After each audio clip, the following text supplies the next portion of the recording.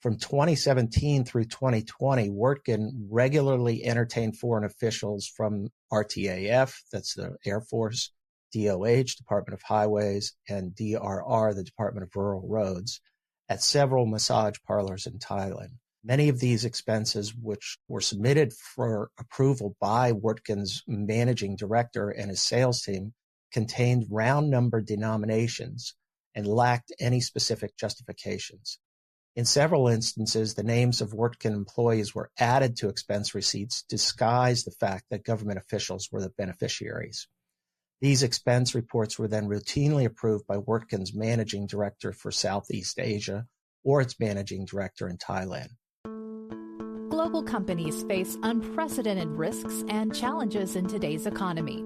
To mitigate these legal and economic risks, companies are rapidly embracing and elevating the importance of robust ethics and compliance programs to promote positive corporate citizenship.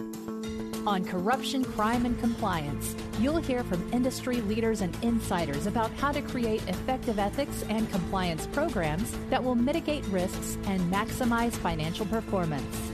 Here's your host, Michael Volkov. Well, welcome, everyone. Mike Volkov here for Corruption, Crime, and Compliance. And today we're going to take a deep dive into the Deere SEC FCPA settlement. Textbook case of expense abuse is what I call it.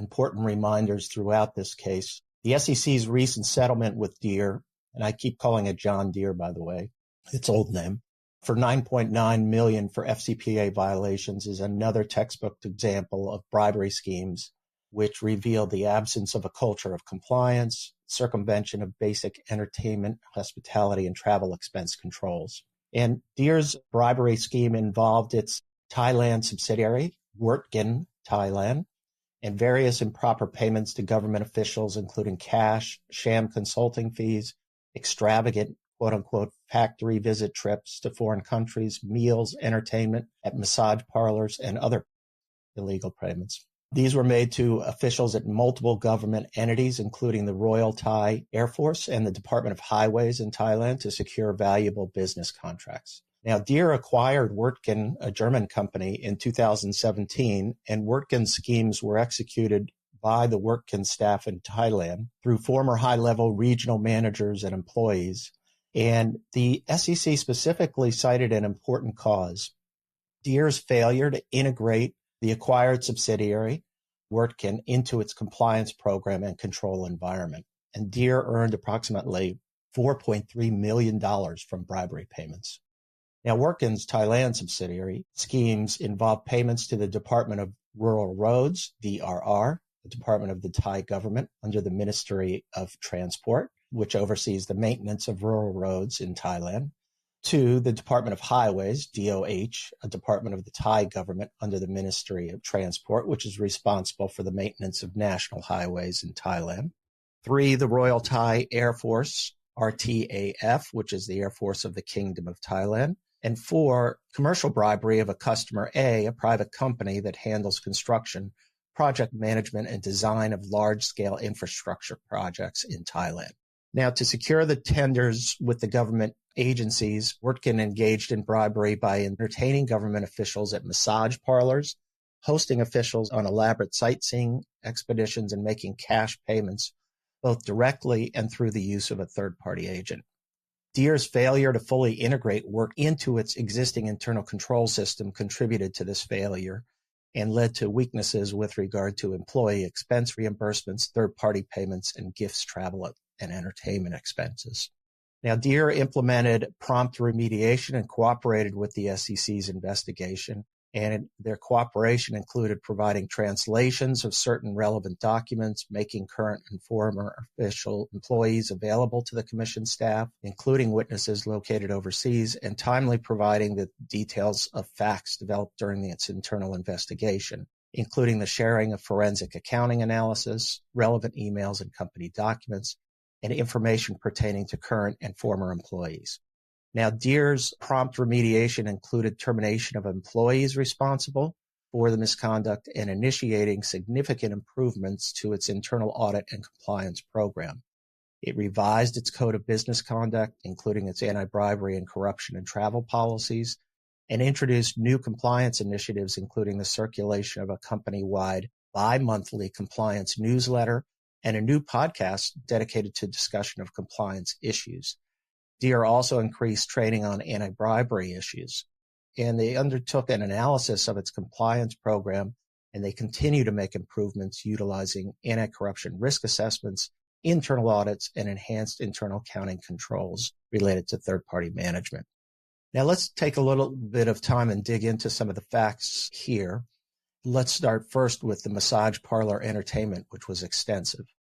From 2017 through 2020, Wirtgen regularly entertained foreign officials from RTAF, that's the Air Force, DOH, Department of Highways, and DRR, the Department of Rural Roads, at several massage parlors in Thailand. Many of these expenses, which were submitted for approval by Wirtgen's managing director and his sales team, contained round number denominations and lacked any specific justifications. In several instances, the names of Wirtgen employees were added to expense receipts to disguise the fact that government officials were the beneficiaries. These expense reports were then routinely approved by Wirtgen's managing director for Southeast Asia or its managing director in Thailand. Some of the visits to the massage parlor from November 2019 through March 2020 occurred and coincided with Royal Air Force conduct of tenders in which Wirtgen participated. One attendee at a massage parlor visit in December 2019 and again in March 2020 was a high-level Air Force official in charge of drafting and awarding the tenders. Other expense reports submitted and approved in November 2019 and February 2020 reflect massage parlor services provided to another high-ranking officer of the Air Force. And Wirtgen was awarded 2 RTF tenders in March and April 2020 for approximately $665,000.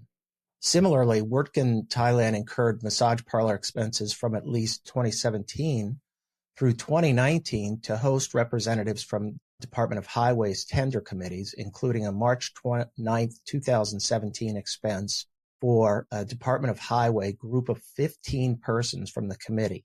Another expense report submitted for approval in July 2018 noted only entertainment of Department of Highway officials. Wirtgen's managing director for Thailand arranged massage parlor visits for Department of Highway officials in order to influence the outcome of an upcoming Department of Highway tender. The managing director noted in August 2018, quote, "Finally, we have first succeeded to step in this tender since 3 years tried to add qualifications to the Department of Highways tender." The DOH team was again taken to a massage parlor by the Wirtgen's Thailand managing director in September and December 2018, and the expense reports noted only entertainment in round numbers. Wirtgen Thailand won multiple tenders then from the Department of Highways during this time period, including a December 18 tender for $2.3 million, an October 2019 tender for $498,000, and a November 2019 tender for $1.4 million. Wirtgen Thailand also provided improper benefits at massage parlors to officials of the Department of Rural Roads in December 2019 in order to influence the award of tenders. In total, Wirtgen paid approximately $58,000 in expenses for entertainment of government officials at massage parlors. None of these expenses followed proper approval processes for such interactions, and all were improperly booked as legitimate business expenses. We also saw sightseeing trips disguised as a factory visit, and this is one particular risk that everybody should be mindful of because factory visits can often be conducted within the law and within the reporting requirements, but is often then used as a subterfuge or, let's say, a way to disguise impermissible visits. In October 2019, Wirtgen Thailand paid for 4 foreign officials from the Department of Highways, including a member of the procurement committee and 2 of their spouses, to travel to its facilities in Germany. This factory visit was allegedly for the purpose of learning more about the company's equipment. However, the itinerary for this trip included no factory visit. Instead, the trip solely consisted of sightseeing in Switzerland, including travel to Interlaken, Zermatt, and Lake Lucerne, as well as shopping and touring in the Alps with stays in luxury hotels at each stop. Deere spent approximately $47,500 entertaining these officials on this sightseeing spree to win lucrative tenders. During the trip, which lasted 8 days, Wirtgen submitted a bid on the DOH tender. In October 2019, just after the sightseeing trip ended, they were awarded the tender, valued at approximately $498,000. Wirtgen was then awarded a second tender worth $1.4 million 1 month later on November 20th, 2019.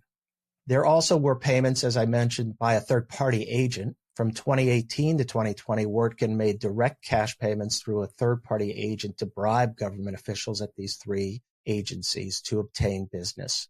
In April 2019, Wirtgen's managing director texted the company's finance director, quote, "Ray DOH will have candy money for you too next week.